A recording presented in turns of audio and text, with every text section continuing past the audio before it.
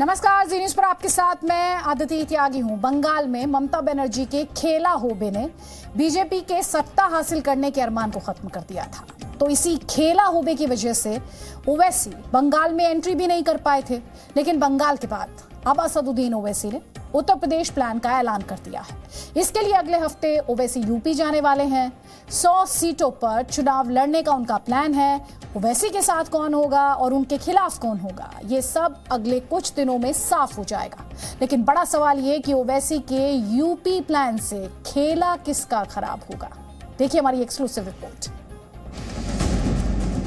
क्या उत्तर प्रदेश में अखिलेश यादव और मायावती का खेल बिगाड़ेंगे असदुद्दीन ओवैसी? क्या यूपी चुनाव में ओवैसी की एंट्री से बीजेपी को होगा फायदा? यूपी में ओवैसी बिहार की तरह करेंगे कमाल या फिर बंगाल की तरह होंगे कंगाल? यूपी चुनाव में अभी 6 महीने का वक्त है, लेकिन इन 3 बड़े सवालों पर चर्चा शुरू हो गई है।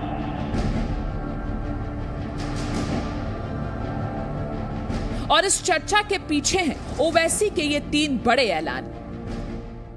100 असेंबली कॉन्स्टिट्यूंसीज के लिए एप्लीकेशंस के लिए उन्होंने कहा है हमारी कोई बीएसपी से कोई बातचीत ही नहीं हुई। एक हफ्ते में लखनऊ जाऊंगा, उनसे मुलाकात करूंगा। राजनीतिक दलों की शुरुआती तैयारियों को समझें तो यूपी चुनाव में एक ओर बीजेपी है तो दूसरी तरफ समाजवादी पार्टी, जबकि वोट बैंक के हिसाब से बीएसपी तीसरी बड़ी ताकत है।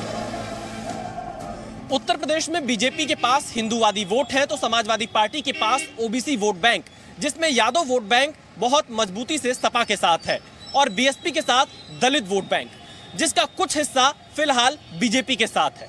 ऐसे में उत्तर प्रदेश का मुसलमान वोट बैंक उस पार्टी के साथ जाता हुआ दिखाई देगा जो बीजेपी को हराएगी।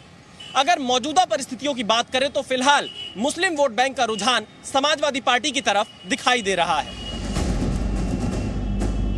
मुस्लिम वोटों पर ये सारे कयास और सवाल इसलिए हैं क्योंकि असदुद्दीन ओवैसी ने ऐलान किया है कि यूपी में उनकी पार्टी 100 सीटों पर चुनाव लड़ेगी। हैदराबाद में जी न्यूज से एक्सक्लूसिव बातचीत में ओवैसी ने यूपी का पूरा प्लान बताया। आने वाले साल में यूपी के चुनाव होने वाले हैं, लेकिन अभी से ही जो है आपने ऐलान कर दिया है कि 100 सीटों पर लड़ेंगे। ये हकीकत है कि हमारे उत्तर प्रदेश के प्रेसिडेंट ने 100 असेंबली कॉन्स्टिट्यूंसीज के लिए एप्लीकेशंस के लिए उन्होंने कहा है हम भागीदारी संकल्प मोर्चा जनाब ओम प्रकाश राजभर साहब के साथ हैं। अब मैं अनकरीब में एक हफ्ते में लखनऊ जाऊंगा, उनसे मुलाकात करूंगा, तो हम उनके साथ हैं।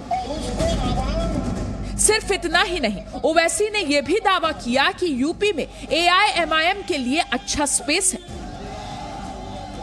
उत्तर प्रदेश की राजनीति में एमआईएम पार्टी के लिए बहुत बड़ा स्पेस है और हम उस पॉलिटिकल वैक्यूम को फिल करेंगे। और उत्तर प्रदेश की राजनीति में एमआईएम पार्टी ने अल्हम्दुलिल्लाह अपना एक नाम, अपना मुकाम अब जनता के दिलों में पैदा कर चुकी है और हम अपने इस काम को लेकर आगे बढ़ेंगे। ओवैसी यूपी में खुद के लिए अच्छा स्पेस क्यों बता रहे हैं, इसे समझने के लिए यूपी के जाति और धार्मिक समीकरण को समझना जरूरी है। सामान्य 24% है, अनुसूचित जाति जनजाति 21%, गैर यादव ओबीसी 24%, यादव 10%, मुस्लिम 18%, अन्य 3%। हैदराबाद से महाराष्ट्र, बिहार और बंगाल के रास्ते एआईएमआईएम की पतंग अब उत्तर प्रदेश पहुंच चुकी है। कभी हैदराबाद के इकलौते सांसद कहे जाने वाले असदुद्दीन ओवैसी इस बार उत्तर प्रदेश के 100 विधानसभा सीटों पर चुनाव लड़ने वाले हैं। ओवैसी इन 100 विधानसभा सीटों पर मुस्लिम और पिछड़ी जातियों का गठजोड़ बनाना चाहते हैं। अगर ओवैसी इसमें कामयाब हो जाते हैं तो खतरा मायावती और अखिलेश को है, जो मुस्लिमों और दलितों को अपना वोट बैंक मानते हैं। अब सवाल यह है कि क्या ओवैसी यूपी में बीजेपी विरोधी मोर्चे का खेल खराब करेंगे, जैसा कि उन्होंने बिहार में आरजेडी के साथ किया था। उत्तर प्रदेश से पहले असदुद्दीन ओवैसी बिहार और बंगाल में चुनाव लड़ चुके हैं। बिहार में तो फिर भी वो 5 सीटें जीते थे, लेकिन बंगाल में एआईएमआईएम की भारी फजीहत हुई थी, जहां एक तरफ एआईएमआईएम ने में 7 सीटों पर बंगाल में उम्मीदवारों को उतारा था, एक भी सीट नहीं जीत पाए थे। सारी इन 7 सीटों पर इनको 1000 से ज्यादा वोट नहीं मिल पाए थे और इन सारी 7 सीटों पर AIMIM के उम्मीदवारों की जमानत जब्त हो गई थी। बंगाल में ओवैसी नाकाम हो गए थे, लेकिन यूपी की राजनीति बंगाल से अलग है। सबसे पहले ये समझिए कि ओवैसी यूपी में एंट्री क्यों चाहते हैं। यूपी में मुस्लिमों की आबादी 18% है। 80 से 85 सीटें मुस्लिम बाहुल्य हैं। जिलों के हिसाब से देखें तो रामपुर, मुरादाबाद, बिजनौर, सहारनपुर, मुजफ्फरनगर और अमरोहा में 40% से ज्यादा मुस्लिम हैं। इन्हीं सीटों पर ओवैसी की नजर है। उत्तर प्रदेश से पहले मैं बंगाल चुनाव में लगभग 3 महीने तक रहा था। वहां हर जिले लगभग हर विधानसभा में जाकर ग्राउंड जीरो से रिपोर्ट की थी और बंगाल से जो एक ट्रेंड देखने को मिला था वो ये था कि मुसलमान वोट उसे ही वोट करेगा जो बीजेपी को हराएगा। और पश्चिम बंगाल में मुसलमानों की पहली पसंद ममता बनर्जी ही बनी थी, जहां पर अब्बास सिद्दीकी और तमाम पार्टियां लेफ्ट और कांग्रेस भी पीछे छूट गई थी। कुछ वही ट्रेंड उत्तर प्रदेश में भी इस बार दिखाई देगा। समाजवादी पार्टी या बीएसपी के साथ ही मुसलमान वोट जा सकता है और शायद ओवैसी को उत्तर प्रदेश में बहुत कुछ हाथ ना लगे। अगर पश्चिमी यूपी की बात करें तो सहारनपुर, मुजफ्फरनगर, शामली, कैराना, मेरठ, बरेली, आगरा, मुरादाबाद, संभल, अमरोहा और बिजनौर जैसे जिलों में मुस्लिम मतदाता कई सीटों पर हार जीत तय करते हैं। ओवैसी इन्हीं सीटों पर अपनी दावेदारी जता रहे हैं और ये भी दावा कर रहे हैं कि पंचायत चुनाव में उन्हें अच्छे वोट मिले हैं। हम तो 5 साल पहले उत्तर प्रदेश में चुनाव लड़ चुके हैं, फिर अभी जो जिला परिषद के इलेक्शन हुए उसमें अच्छे खासे हमको कामयाबी मिली और हमारा ऑर्गेनाइजेशन भी काफ़ी मजबूत रहा है पिछले 5 साल के बनिस्बत। अब की बार हम अपनी ताकत पर, अपने काम पर इलेक्शन लड़ेंगे। जब से बीजेपी की सरकार बनी, ओवैसी भले ही ये दावा करे कि पंचायत चुनाव में उनके लिए अच्छा आधार है, लेकिन 2017 का यूपी चुनाव उनके लिए अच्छा नहीं रहा था। 2017 में सहारनपुर शहर सीट पर AIMIM को 693 वोट मिले थे। कैराना में 1365 वोट मिले थे। बिजनौर के नजीबाबाद में 2094 वोट मिले थे। नगीना में 4385 वोट मिले थे और मुरादाबाद ग्रामीण सीट पर 3503 वोट मिले थे। यानी इन 5 जगहों में कहीं भी 5000 से ज्यादा वोट नहीं मिले। हालांकि मुरादाबाद की काट विधानसभा में AIMIM को 22,908 वोट मिले थे और संभल में AIMIM को सबसे ज्यादा 59,336 वोट मिले थे। 2017 में कुछ जगहों पर ओवैसी को अच्छे वोट मिले थे।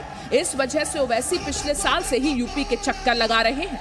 पिछले साल दिसंबर में लखनऊ आए थे, OP राजभर से मिले थे, दोनों ने तस्वीरें भी खिंचवाई थी और राजभर आज भी ये कह रहे हैं कि ओवैसी की पार्टी से उनका गठबंधन होगा।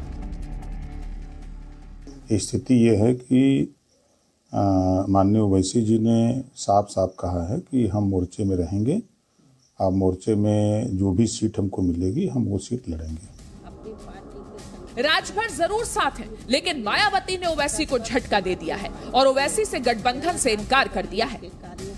मेरा यूपी की जनता से उनके हित व कल्याण के लिए यही कहना है कि यूपी को बचाना है, सर्वजन को बचाना है, बीएसपी को सत्ता में लाना है व जरूर लाना है।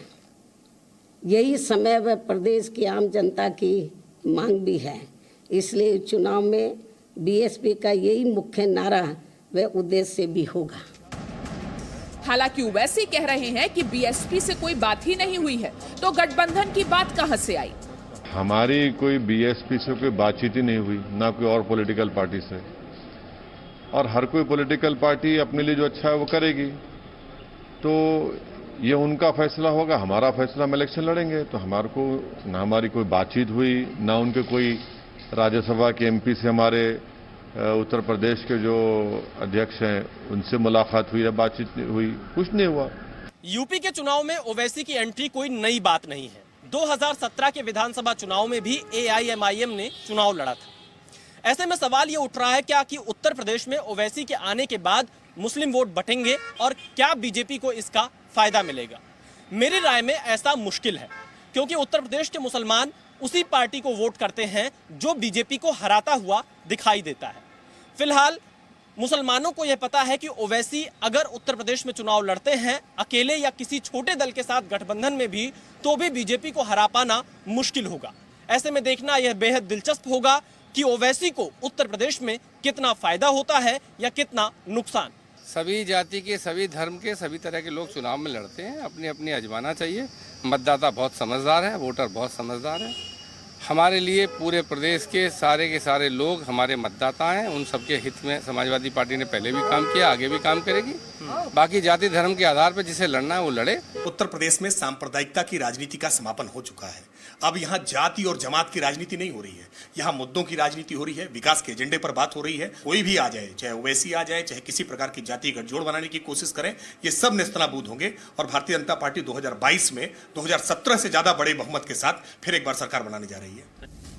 अब सवाल ये भी है कि इतनी बड़ी मुस्लिम आबादी होने के बाद ओवैसी को ना समाजवादी पार्टी और ना ही बीएसपी, दोनों में कोई अपने साथ क्यों नहीं लेना चाहता है? तो इसका जवाब है ओवैसी की छवि।